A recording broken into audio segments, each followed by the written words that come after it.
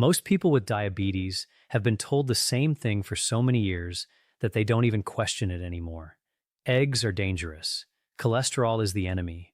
One egg yolk and your arteries pay for it. But here's what surprised me the first time I actually sat down and read through the research instead of repeating what I'd been taught in medical school decades ago. The story on eggs is nowhere near as simple as good or bad. And for a lot of my patients, the fear of eggs was quietly pushing them toward breakfasts that were doing far more damage to their blood sugar than an egg ever could. I want to be honest with you before we go any further. There isn't one universal answer here. The research on eggs and diabetes is genuinely mixed, and anyone who tells you it's completely settled in either direction isn't being fully straight with you.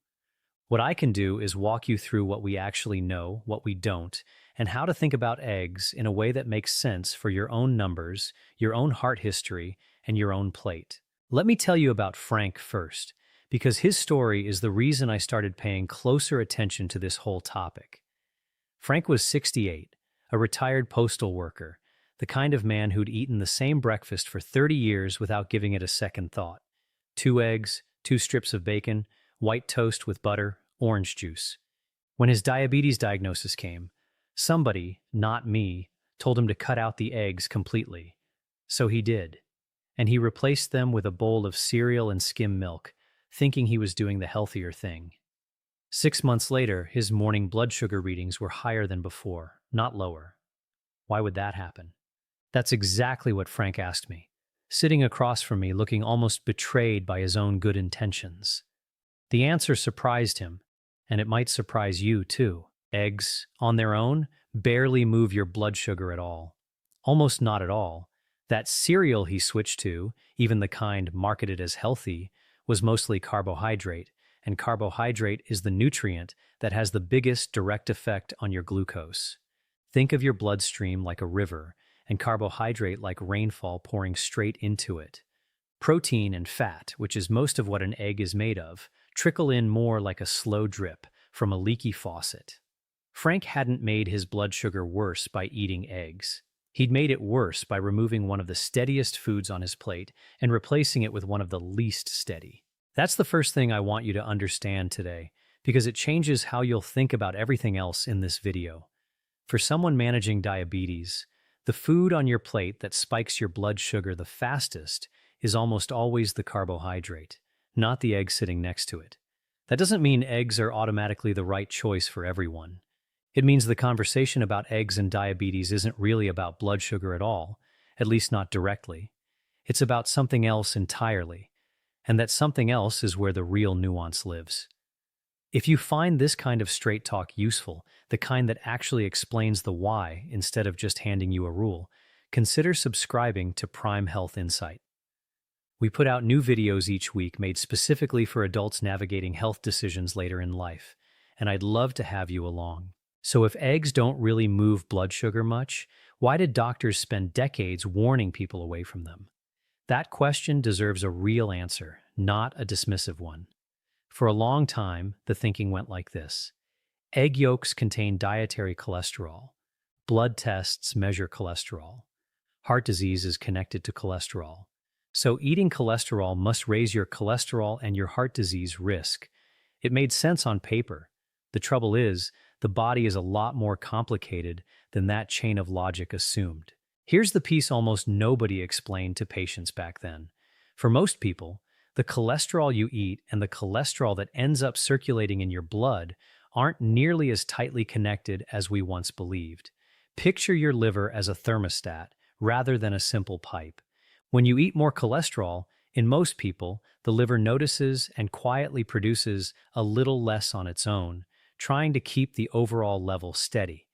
It doesn't work that way for everyone. Some people's livers respond more than others.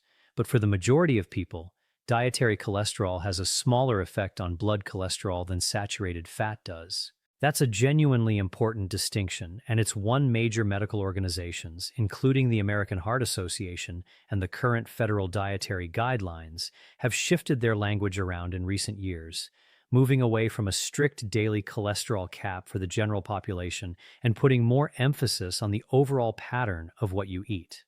Now, Diabetes changes this conversation somewhat, and I don't want to gloss over that. This is where things become genuinely interesting, and it's the part most videos about eggs skip entirely. People with diabetes already carry a higher baseline risk for heart disease because elevated blood sugar over time can affect blood vessels the way hard water slowly affects pipes, leaving them a little less flexible, a little more prone to buildup. Because of that higher starting risk, some research has looked specifically at egg consumption in people with diabetes, separate from the general population, and a few of those studies have found an association between eating eggs frequently and a higher rate of heart disease in people who already have diabetes. I want to be careful with that sentence because association is not the same thing as cause. These are observational studies, meaning researchers watched what people already ate and tracked what happened to them, rather than controlling every variable in a lab. People who eat eggs every single day as part of a breakfast that also includes bacon, sausage, and buttered toast are living a different overall pattern than someone who eats 2 eggs alongside spinach and a piece of fruit. The egg gets blamed sometimes for company it's keeping on the plate. Other studies, including some looking specifically at egg intake and diabetes markers, haven't found the same connection at all, and a few have even found modest benefits, like improved feelings of fullness that helped with weight management, which itself is one of the most powerful tools we have for improving insulin sensitivity. This is genuinely an area where thoughtful researchers disagree, and I'd rather tell you that honestly than pretend there's a tidy consensus that doesn't exist. So where does that leave you, sitting at your kitchen table wondering what to put in the pan tomorrow morning? Let me tell you about Linda, because her situation is where I think the real answer lives. Linda was 64, diagnosed with type 2 diabetes 4 years earlier, and she also happened to have slightly elevated LDL, the kind of cholesterol we generally want to keep lower, along with a family history of heart disease on her father's side. For Linda, I didn't tell her to avoid eggs entirely. I told her the honest, individualized answer, which was that given her specific combination of risk factors, keeping her egg yolks to a more moderate amount while leaning more heavily on egg whites for volume, made sense as part of her particular picture. Her neighbor, James, 71, well-controlled diabetes, healthy cholesterol numbers, no family history of heart disease, got a different answer from me. For James, a daily egg wasn't something I was worried about at all. That's the honest truth about eggs and diabetes. It isn't one rule for every person reading this. It depends on your cholesterol numbers, your family history, your blood pressure, your weight, and how the rest of your plate looks. That's not me dodging the question. That's me respecting that you are not a statistic. You're a specific person with a specific history, and the right answer for you starts with a conversation with your own doctor about your own numbers, not a rule from a video. How many eggs a week do you currently eat? Hold that number in your head, because I want you to compare it to what we talk about next. For most adults with diabetes and without major additional heart risk factors, current guidance from groups like the American Diabetes Association generally supports up to about 1 egg a day, or up to 7 a week, as part of an overall healthy eating pattern, similar to guidance for the general population. That's not a magic number etched in stone. It's a reasonable, evidence-informed starting point that your doctor can adjust up or down based on your own labs. But here's where I want to shift the conversation, because focusing only on the number of eggs misses what I actually think matters more.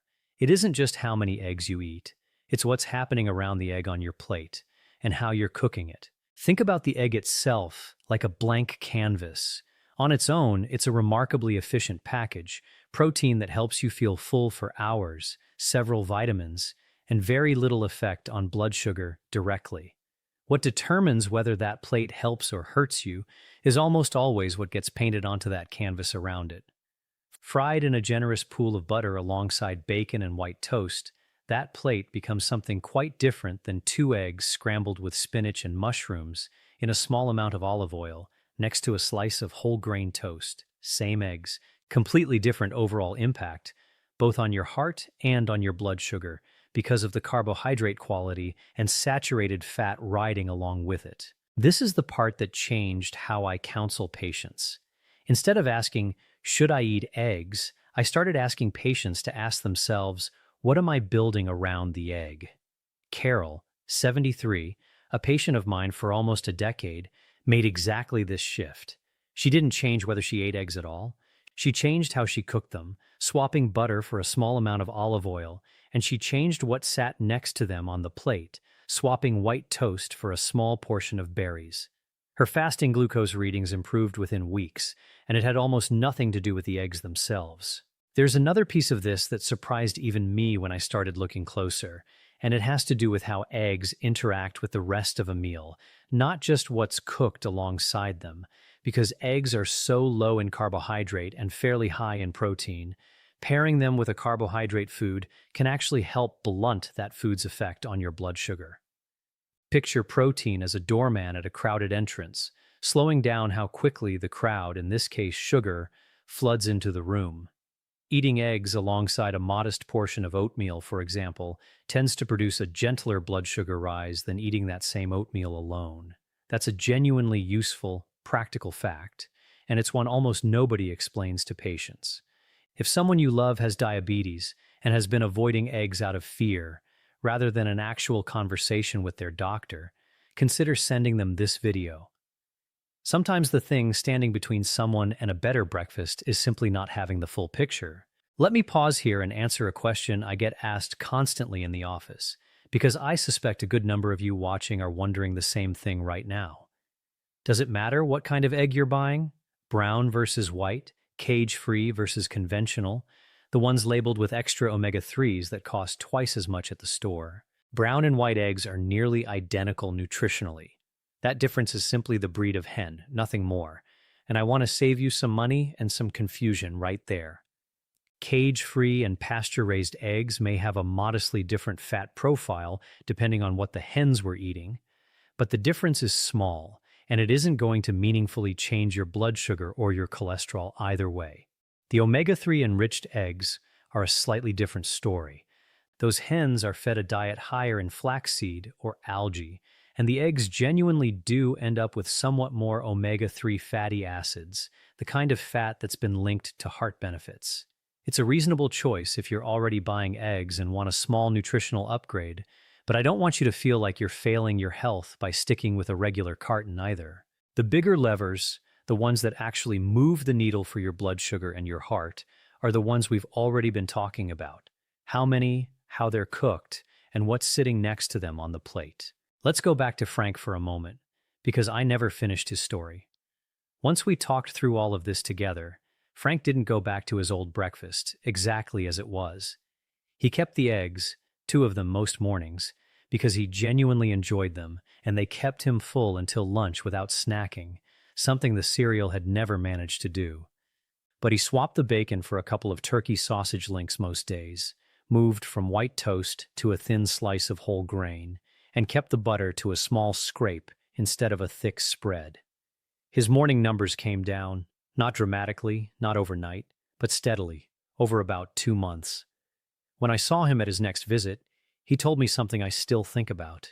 He said he felt like he'd gotten his breakfast back, just a slightly wiser version of it. There's one more patient I want to tell you about because her situation touches on something we haven't covered yet, and it's a question that comes up often enough that it deserves its own moment. Susan was 59, still working part-time at a garden center, and she came to me specifically worried about egg whites versus whole eggs. She'd read somewhere that whites were the safe part and the yolk was where all the danger lived, so for almost a year she'd been tossing every yolk in the trash and eating only the whites, feeling a little guilty every time she cracked an egg like she was handling something risky. I want to gently correct that idea because it's one of the more common myths I run into. The yolk isn't dangerous. It's actually where nearly all the nutrition in the egg lives.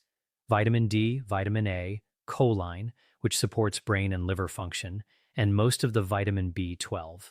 The white is almost entirely just protein, valuable but nutritionally thin compared to the whole egg.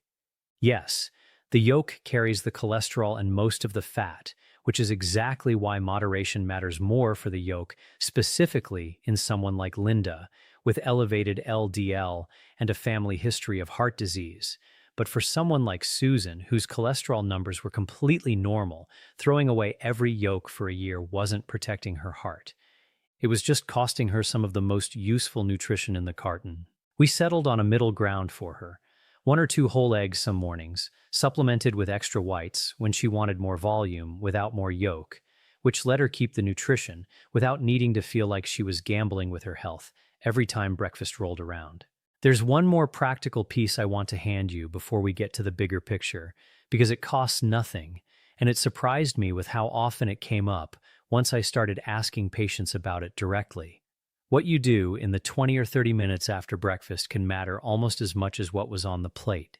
A short walk, even just around the house or out to get the mail, gives your muscles a reason to pull some of that glucose out of your bloodstream and put it to use. The same way opening a second checkout lane at a busy store helps the line move faster.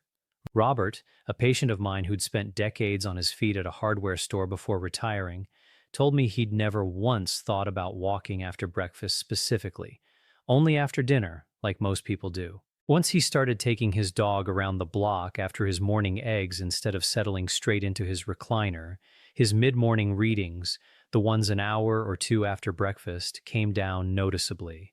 The eggs hadn't changed. What he did in the half hour afterward had. I also get asked fairly often about egg substitutes, the liquid cartons sold as a lower cholesterol alternative, and whether switching to those is a smarter move for someone with diabetes.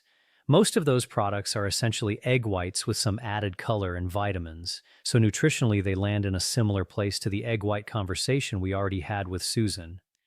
They're a reasonable option if your doctor has specifically recommended limiting cholesterol and you want more volume on the plate without more yolk, but they aren't some special diabetes-fighting food either. They're simply another way to adjust the whites to yolk ratio, and for most people with normal cholesterol numbers, they aren't necessary at all. Here's the piece almost nobody explains, and it connects everything we've talked about so far into one picture. Blood sugar control isn't really about any single food being good or evil. It's about patterns, repeated day after day, and how those patterns interact with your own particular body. 2 people can eat the exact same breakfast and walk away with different results, because one of them has more visceral fat around the organs, which tends to make cells a little more resistant to insulin, the hormone that ushers sugar out of the blood and into your cells for energy. Picture insulin resistance like a rusty lock. The key still exists, insulin is still there doing its job, but the lock doesn't turn as smoothly as it once did, so more sugar lingers in the bloodstream longer than it should. That's why the same 2 eggs can behave a little differently from one person to the next, and it's part of why I keep coming back to the idea that this is a conversation to have with your own doctor, someone who can actually see your labs, rather than a rule you apply blindly because a video told you to. I think that's really the heart of what I want you to take from this video. Diabetes management so often gets framed as a long list of things to give up, and eggs have unfairly landed on that list for a lot of people who didn't need to put them there. For many of you watching, especially if your cholesterol numbers are in a healthy range and you don't carry major additional heart risk factors, a moderate amount of eggs, cooked thoughtfully, sitting alongside vegetables, or a modest portion of whole grains, rather than processed meat and refined carbohydrate, can be a perfectly reasonable, even genuinely helpful, part of your routine. For others, particularly if you're managing elevated LDL cholesterol or you carry a family history of heart disease, the more cautious approach Linda and I settled on, moderating yolks specifically while still enjoying eggs in some form, egg whites included, is worth discussing with your own physician. I also want to say something about cost, because it comes up more than you'd think, especially for patients living on a fixed income. Eggs remain one of the most affordable sources of protein at the grocery store, even with prices fluctuating the way they have in recent years. That matters, because the healthiest eating pattern in the world doesn't do anyone any good if it isn't realistic to actually follow week after week on a real budget. For a lot of my patients, eggs aren't competing against salmon or lean cuts of beef in their weekly grocery math. They're competing against cheaper, more processed options that tend to be far harder on blood sugar. Keeping eggs in the rotation, cooked thoughtfully, is often one of the more practical, budget-friendly moves a person managing diabetes can make, not a splurge to feel guilty about. I also want to mention timing for a moment. because it's a small detail that made a real difference for more than one of my patients. Eating eggs earlier in the day, as part of breakfast or a midday meal, tends to fit more naturally into most people's routines, since that protein and fullness can help carry you through the hours when snacking often creeps in. Some patients ask me about eggs at dinner instead, and there's nothing wrong with that either. It's really about what fits your day and keeps your overall eating pattern steady, rather than any strict rule about morning versus evening. Either way, the fear itself, the blanket idea that eggs are simply forbidden for anyone with diabetes, isn't well supported by where the evidence actually stands today. What matters more is the full picture: your individual cholesterol numbers, your family history, what's cooking in the pan alongside the egg, and what's sitting next to it on your plate. Before I close, I want to say the same thing I say at the end of nearly every one of these videos, because it matters every single time. Nothing here replaces an actual conversation with your own doctor, who knows your labs, your medications, and your full history in a way no video ever could. If you're on cholesterol medication, if you've had a cardiac event in the past, or if your numbers have been trending in a direction that concerns your doctor, bring this exact question to your next visit. Ask specifically where eggs fit into your plan. That conversation, tailored to you, is worth more than any general guideline I could offer here. I think about Frank sometimes, back at his table with his 2 eggs, a little wiser about what surrounds them on the plate, no longer afraid of a food he genuinely enjoyed. I think about Susan too, cracking a whole egg again without that flicker of guilt she used to feel. That's really what I hope for you too. Not a rigid list of forbidden foods, but a clearer understanding of the why behind the choices, so you can make the decision that actually fits your own life and your own numbers. You don't have to overhaul your whole breakfast tonight. Pick one small thing. Maybe it's finally asking your doctor about your specific cholesterol picture. Maybe it's swapping the butter in the pan for a small amount of olive oil tomorrow morning. Maybe it's simply enjoying the eggs you already love, a little less afraid than you were yesterday. Small, steady choices, repeated morning after morning, tend to matter far more than any single rule ever could. I'm glad you spent this time with me today. Take care of yourself, enjoy your breakfast, and I'll see you in the next video.